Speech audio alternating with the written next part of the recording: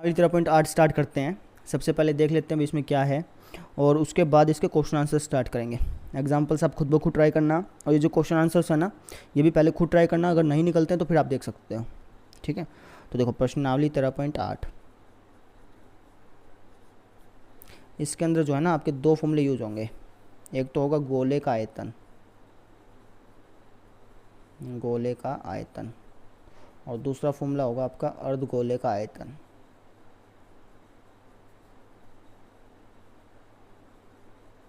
ठीक है, गोले का आयतन का सूत्र होता है 4/3 पाई आर क्यूब, और अर्धगोले का आयतन का होगा इसका आधा, 4/3 का आधा होता है 2/3, 2/3 पाई आर क्यूब।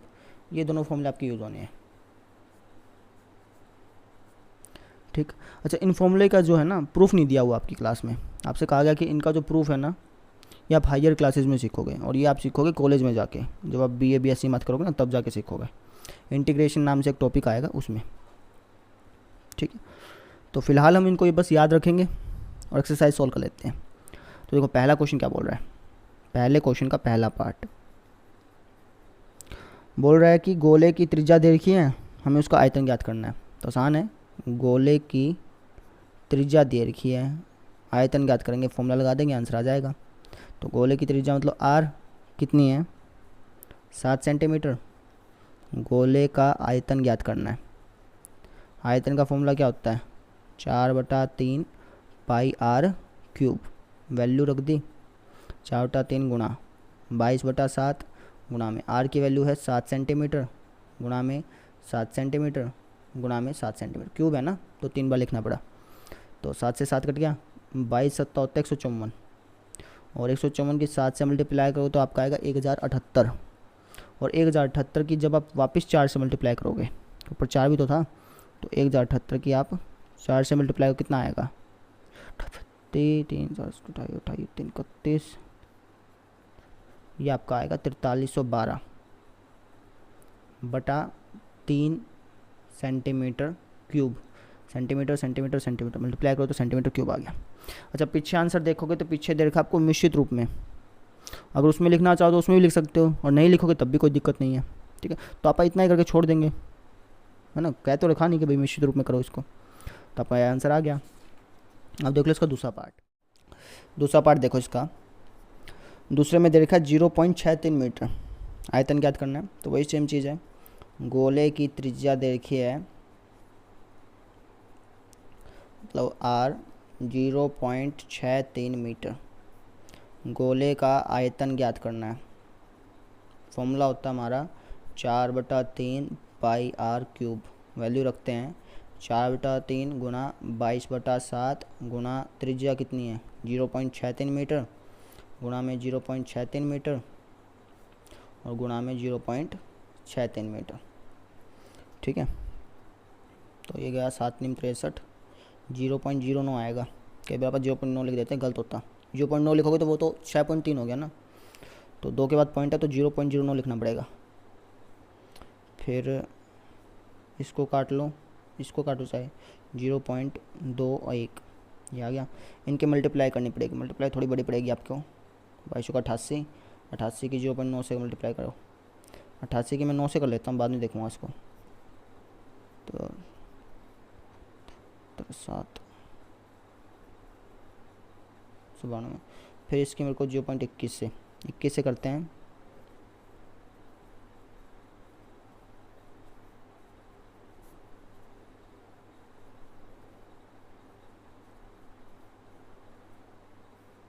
है ना। अब इसकी 0.63 से 63 से करते हैं, बाद में देखेंगे 0.2 है ना, बाद में लगा देंगे इकट्ठा।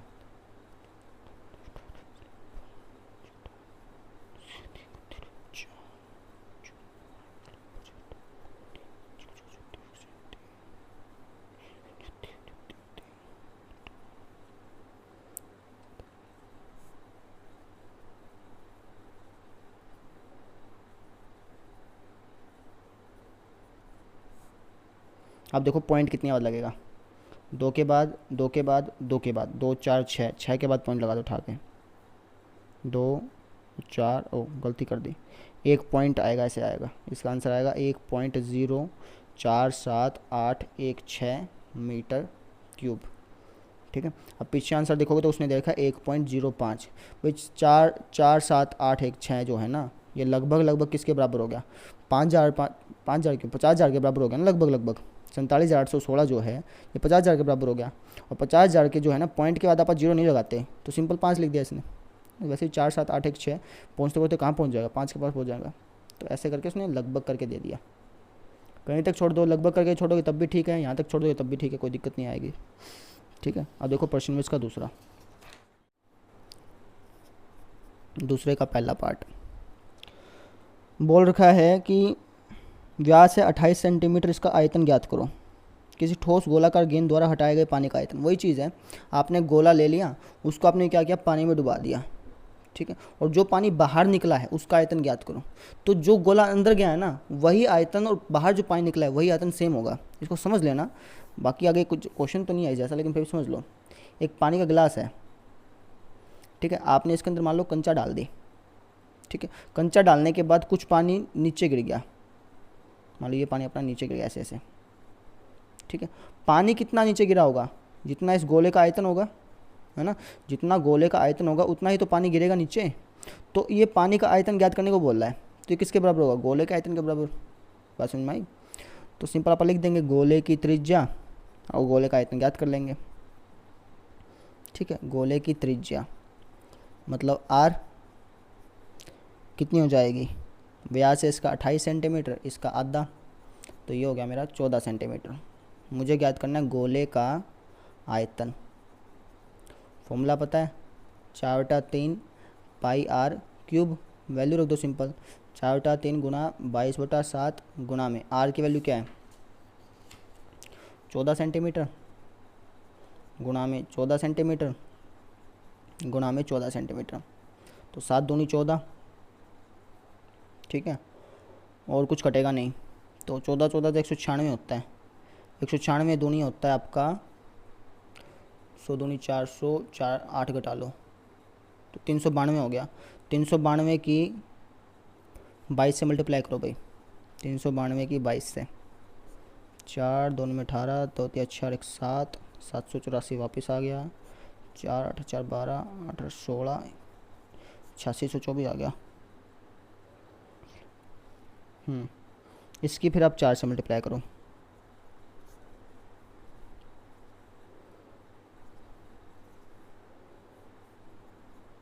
ये आपका आ गया 34,496, तो आपका आंसर आ गया 34,496 बटे में 3 सेंटीमीटर का क्यूब। इतना पानी जो है ना वो बाहर गिरा होगा। इसको लीटर में चेंज करके फिर बता सकते हो भाई कितना पानी गिरा है ना। आंसर चेक कर लेते हैं एक बार, कभी गलत ना हो अपना। तो ये है 8 या 24 2 26, हाँ ठीक है अपना आंसर, कोई दिक्कत नहीं है। इसे मिश्रित में दे रखा बस, समझ में आ गया। अब देखो इसका दूसरा पार्ट देख लो। दूसरे में बोला है कि अब की बार व्यास से 0.21 मीटर, आयतन ज्ञात करो। सेम चीज़ है, तो गोले की त्रिज्या क्या हो जाएगी इसकी आधी, मतलब आर हो गया 0.21/2 मीटर। मुझे ज्ञात करना है गोले का आयतन। फॉर्मूला क्या होता है, 4/3 पाई आर क्यूब, वैल्यू रख दो 4/3 गुना पाई की वैल्यू 22/7 गुना आर की वैल्यू 0.21/2 मीटर, गुना में 0.21/2 मीटर, गुना में 0.21/2 मीटर, ऐसे हो गया। ठीक है, काट लेते हैं, 7 या 21, 0.03 पे जाएगा। 0.3 करोगे ना तो फिर ये तो 2.1 हो गया, हमारे तो 0.2 है ना, तो 0.03 पे जाएगा। ऐसे ये भी जाएगा 0.07 पे, क्योंकि 2 के पास पॉइंट लगाना ना, मल्टीप्लाई करके देख लेना, कोई कन्फ्यूजन आए तो 0.07 के 3 से करोगे तो 0.2 का आएगा बस। ठीक है, 2 दूनी 4 और फिर 2 से 2 काट दो, 2 से 22 काट दो, 11 पे गया है ना। अब इनकी मल्टीप्लाई कर लो, देखो 7 या 21, 21 21 जा 441। ठीक है, 441 की 11 से मल्टीप्लाई करो तो कितना आएगा,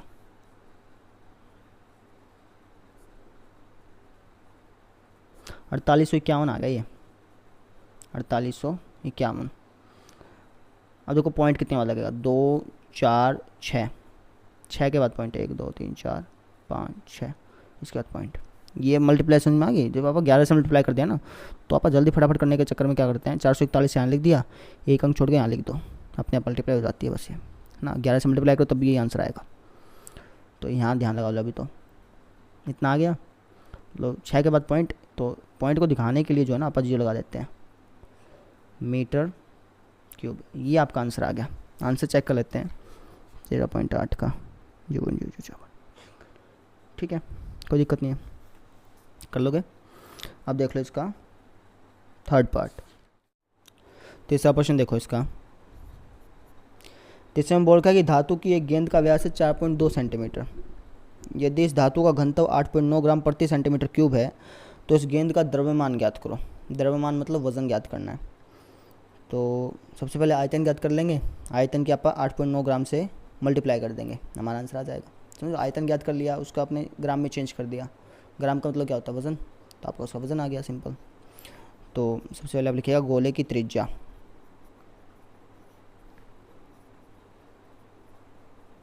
मतलब आर। त्रिज्या है आपकी, व्यास देखा 4.2, तो इसकी आधी हो गई, मतलब 2.1 सेंटीमीटर त्रिज्या है। ठीक है, गोले का आयतन ज्ञात करना है। आयतन का फॉर्मूला बताया मैंने आपको, 4/3 पाई आर क्यूब। वैल्यू रख दो, 4/3 गुणा 22/7 गुणा में आर की वैल्यू है 2.1 सेंटीमीटर, गुणा में 2.1 सेंटीमीटर, गुणा में 2.1 सेंटीमीटर। 7 या 21, अब ये 0.3 पे जाएगा क्योंकि 1 के बाद पॉइंट है, और फिर 3 7 21, 0.7 पे। देखो 7 या 21, ये हो गया आपका, कितना हो गया, 0.3 के 0.7 से मल्टीप्लाई करोगे तो ये आपका आएगा 0.21 आएगा। 2.1 नहीं आएगा, 0.21, 2 के बाद पॉइंट लगेगा ना। 0.21 की 21 से 2.1 से मल्टीप्लाई, तो ऐसे कर लो। देखो 7 या 21, 21 21 जा 441, ठीक है। 441 की 22 से मल्टीप्लाई कर लो, 441 की 22 से मल्टीप्लाई करो तो कितना आएगा, 882 आ गया, मतलब 2 8 2 10 97 से 2 आ गया, सॉरी, है ना। 97 से 2 की 4 से मल्टीप्लाई कर लो,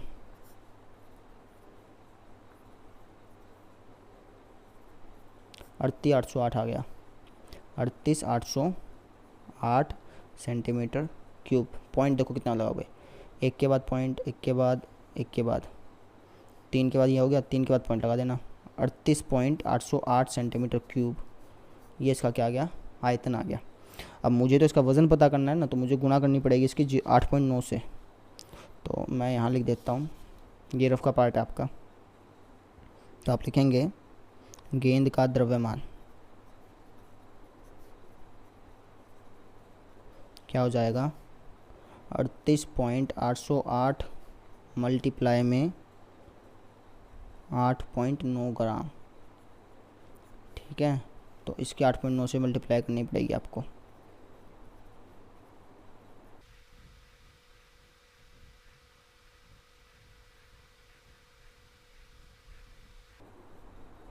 ये आपका आएगा 345.3912 ग्राम। आंसर चेक करें इसका, 13.8 का तीसरा, ठीक है। 345.39 तक करके इसने छोड़ दिया, लगभग कर दिया, कोई दिक्कत नहीं, अपना आंसर ठीक है। अब देखो प्रश्न नंबर आपका 4, चौथा प्रश्न देखो।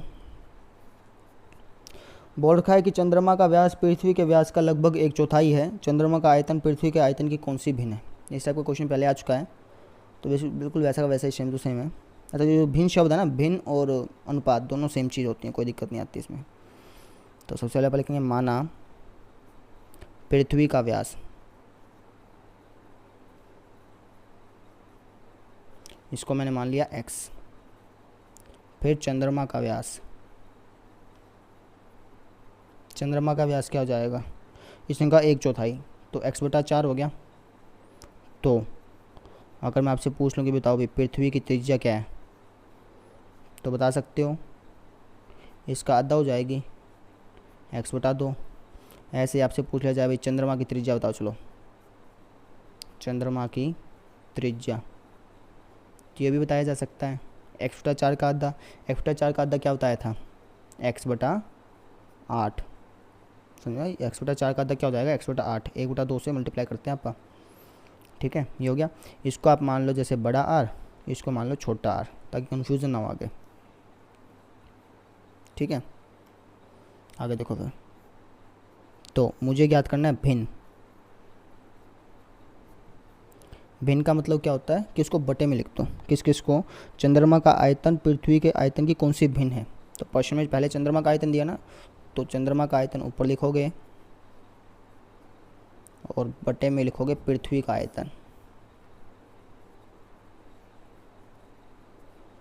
ठीक है, चंद्रमा कौन सी शेप का है, कौन सी शेप का है, गोले की शेप का है ना।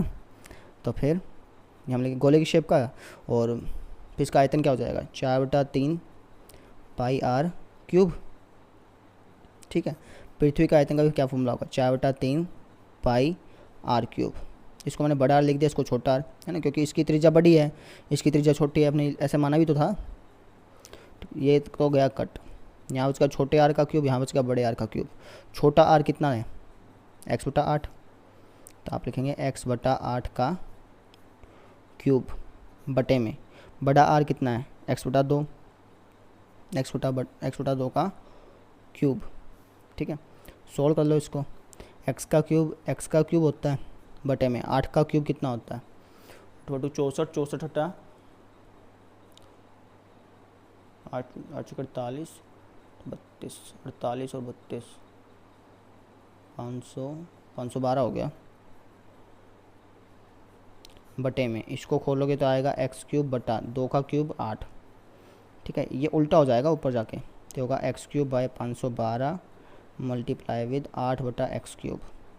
इससे कट गया, और 8 कमा 8, 8 6 48, 3 8 चौका 32, ये आपका आ गया 1/64।